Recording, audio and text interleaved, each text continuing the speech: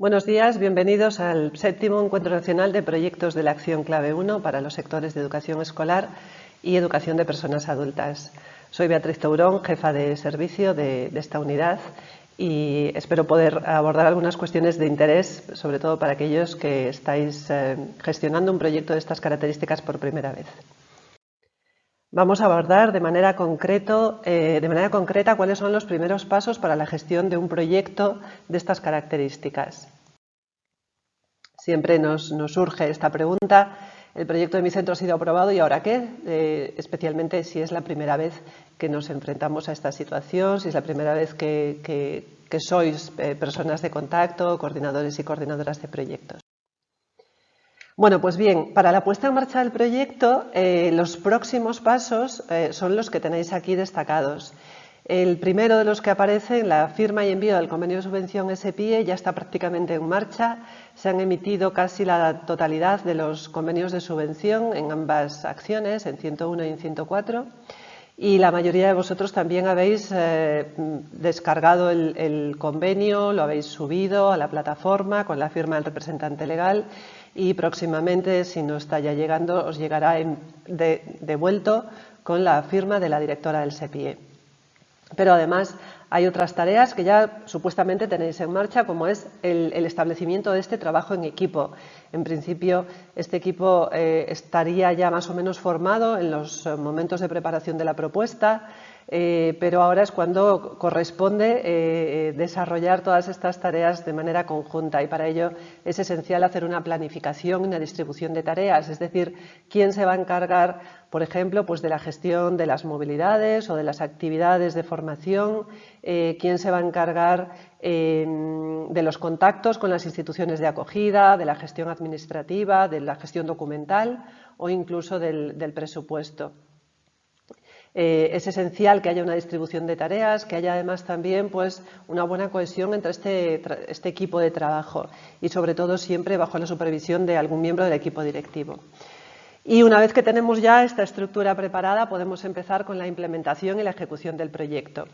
El quinto punto que aparece, que corresponde a la difusión, realmente es algo que se supone que habéis empezado ya, porque bueno, pues hay que hacer difusión, hay que dar a conocer ya no solo a la comunidad educativa, sino también fuera de lo que es el entorno académico de vuestras instituciones, el hecho de que sois un centro, una institución que está trabajando en Erasmus+, y por lo tanto contribuir también a la difusión de estas iniciativas.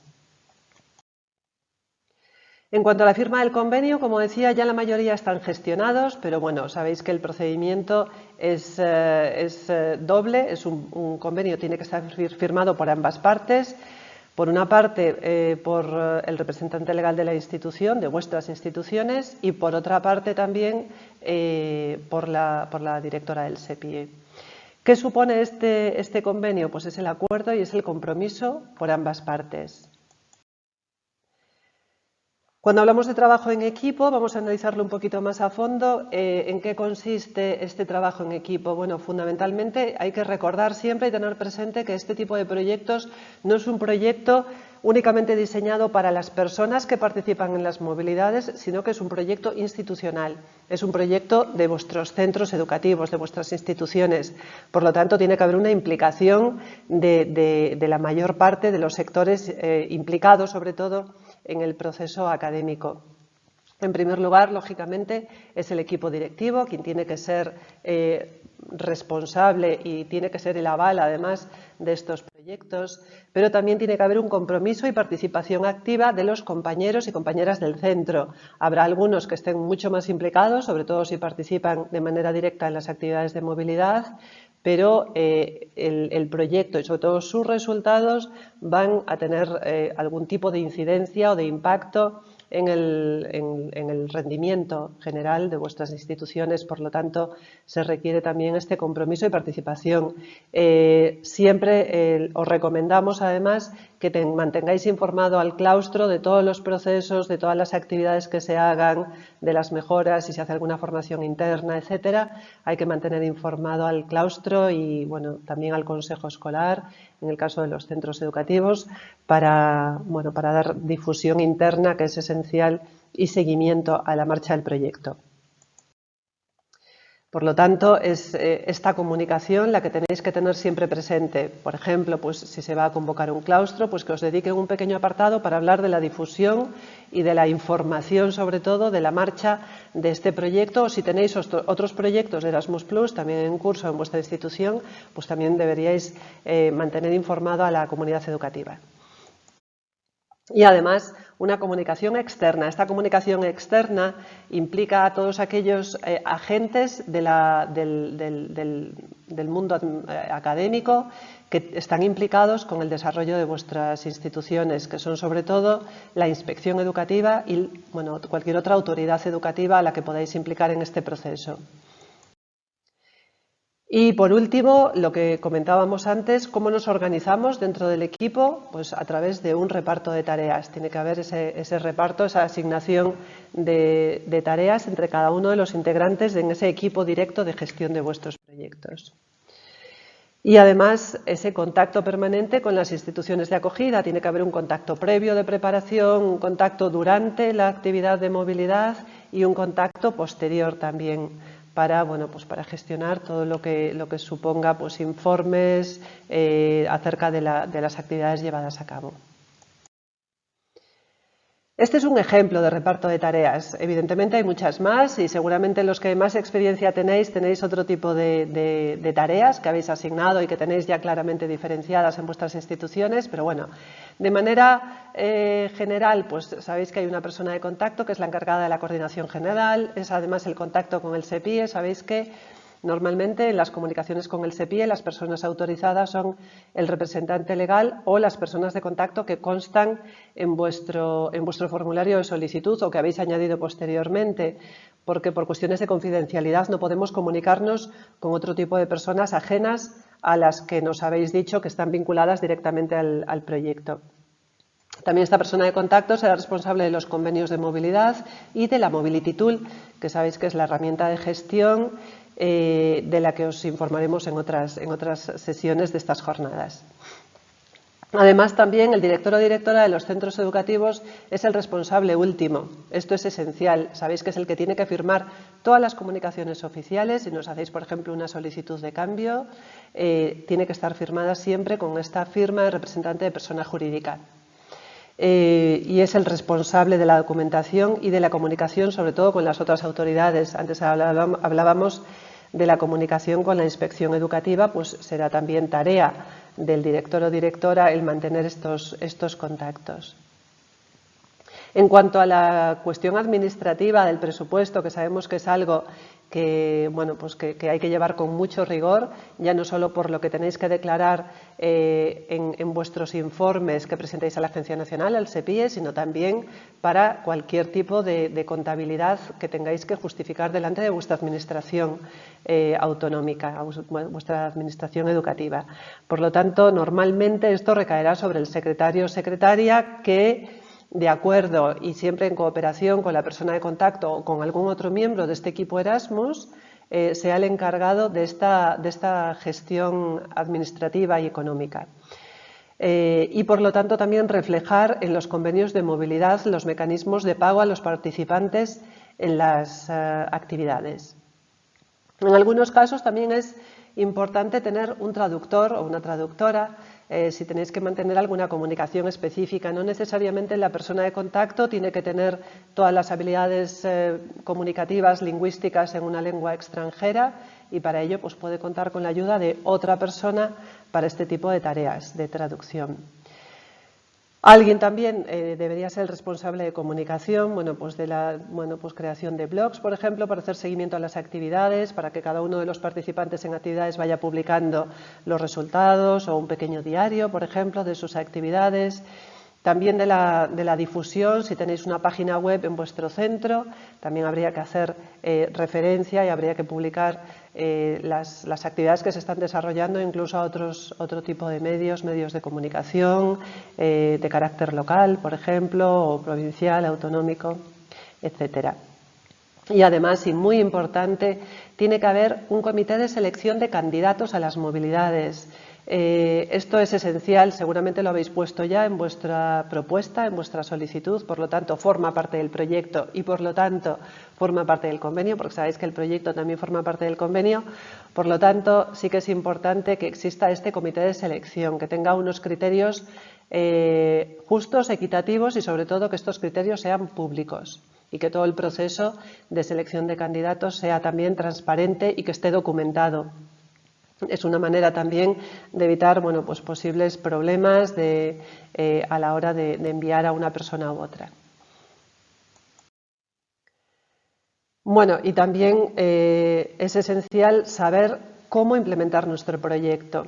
Nosotros siempre recomendamos hacer una revisión de la solicitud, de lo que vosotros nos enviasteis. Repito que forma parte del convenio, vuestra propuesta, y no olvidemos que es una propuesta que redactasteis hace ya bastantes meses, seguramente pues en los meses de enero y febrero pasado.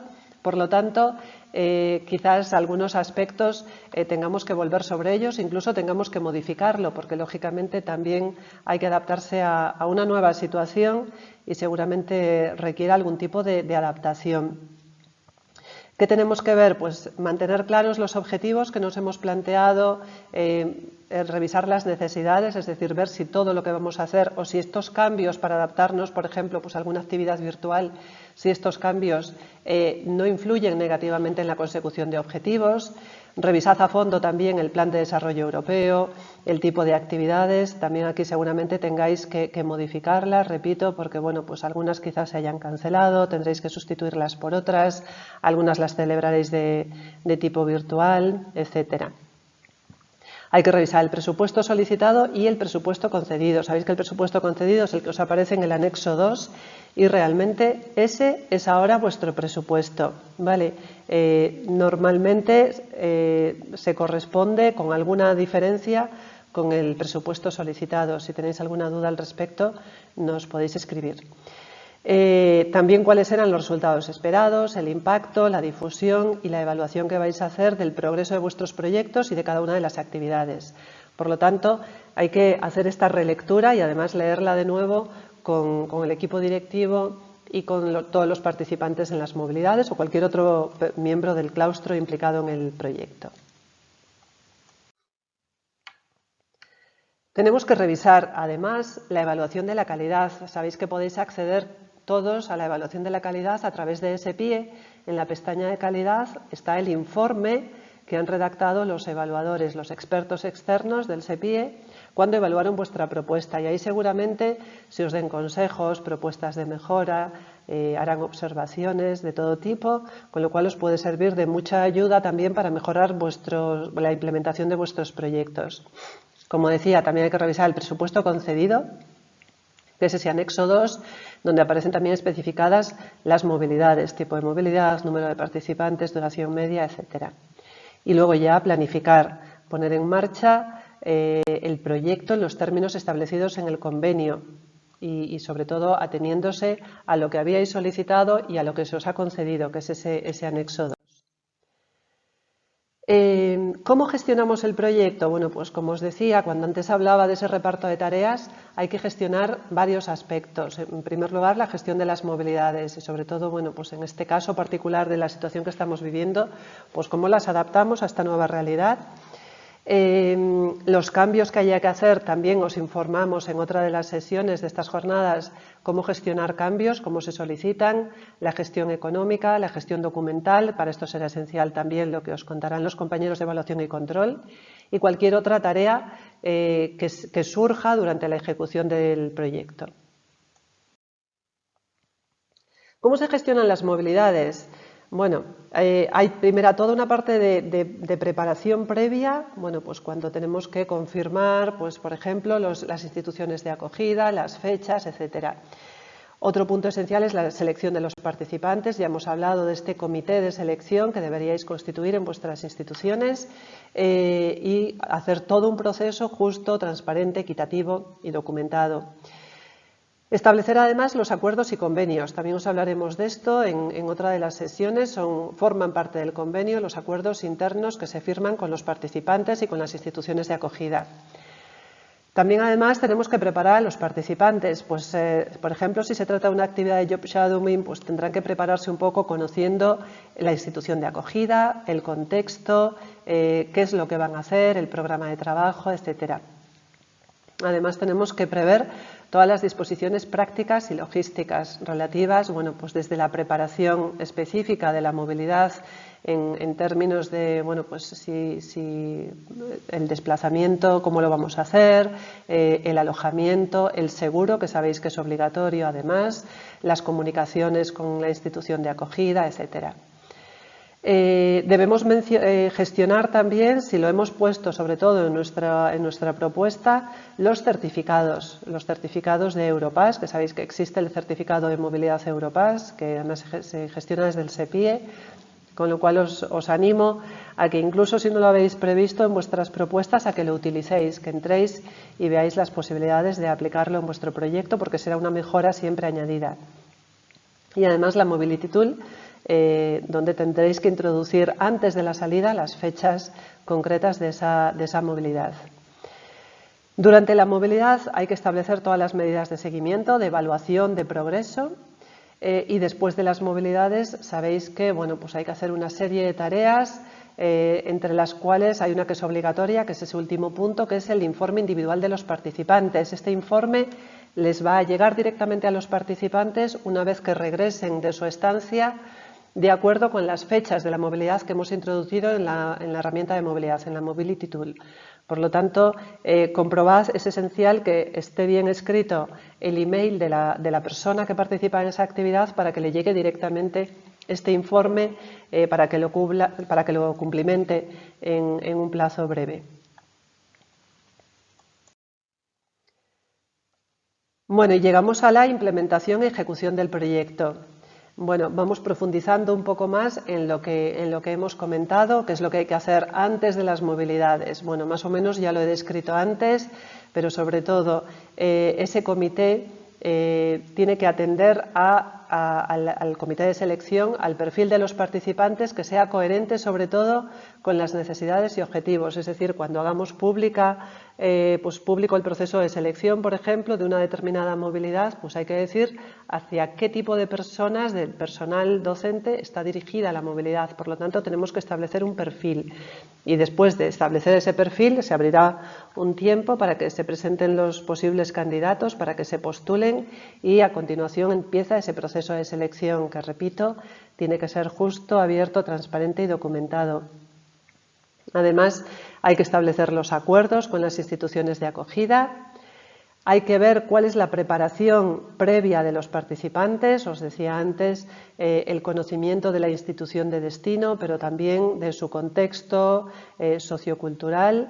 Hay que hacer, sobre todo en el caso de Job Shadowing, a lo mejor una preparación pedagógica, y en algunos casos quizás se prevea alguna preparación lingüística. Por ejemplo, pues si es un país, aunque la comunicación básica sea en una lengua vehicular, que pueda ser pues inglés, francés, español o italiano, si en el país hablan alguna lengua, de las lenguas menos estudiadas o lenguas minoritarias, bueno, pues que conozca algunas particularidades para una comunicación de cortesía básica con las personas del país de acogida. Y por último, como os decía, las disposiciones prácticas y logísticas, que son pues toda la gestión de la movilidad en sí misma, de los viajes, la manutención, el alojamiento y los seguros.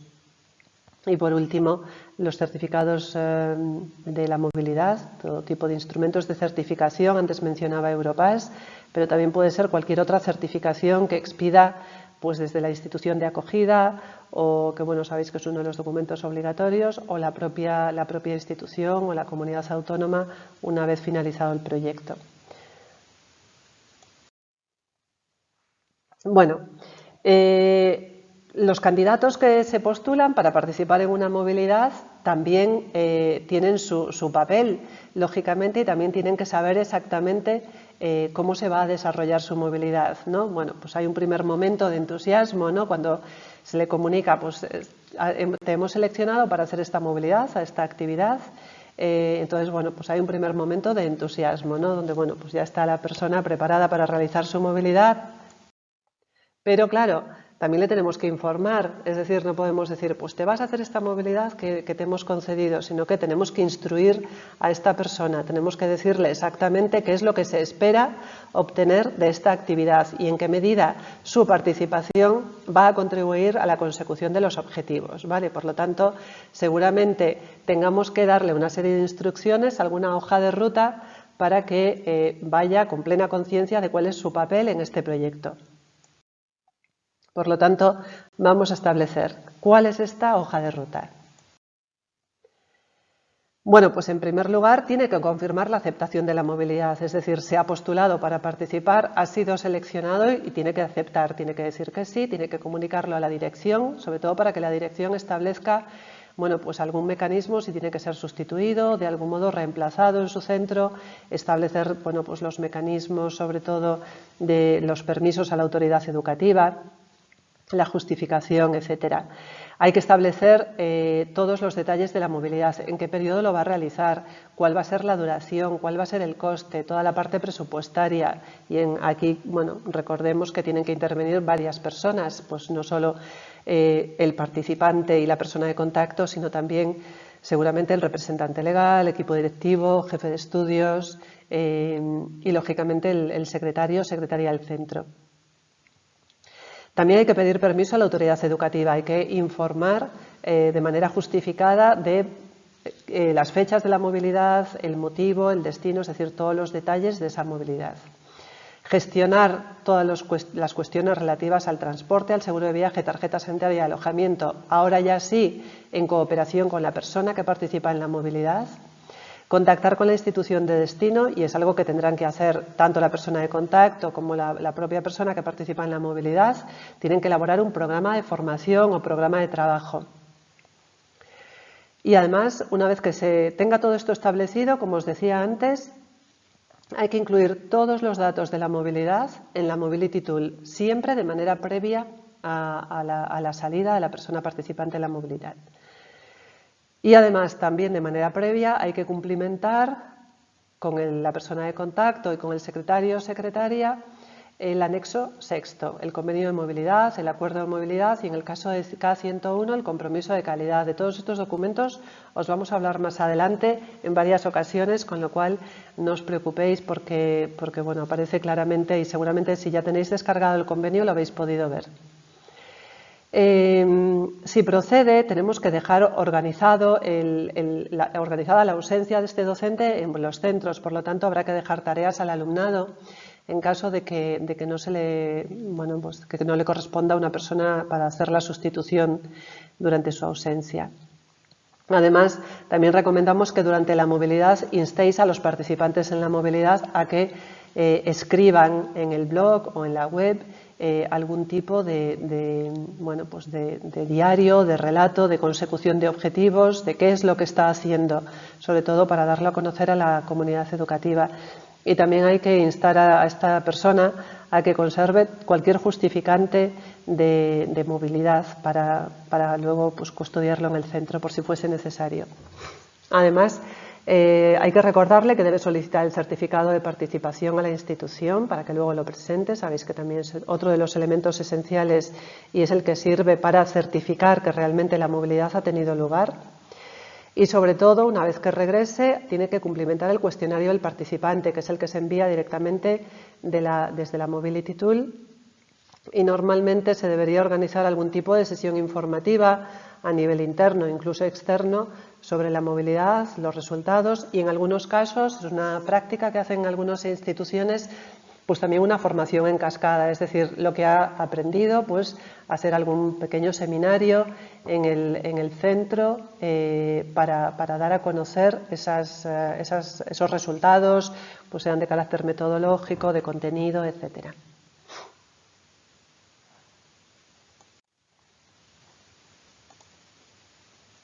Institución de origen.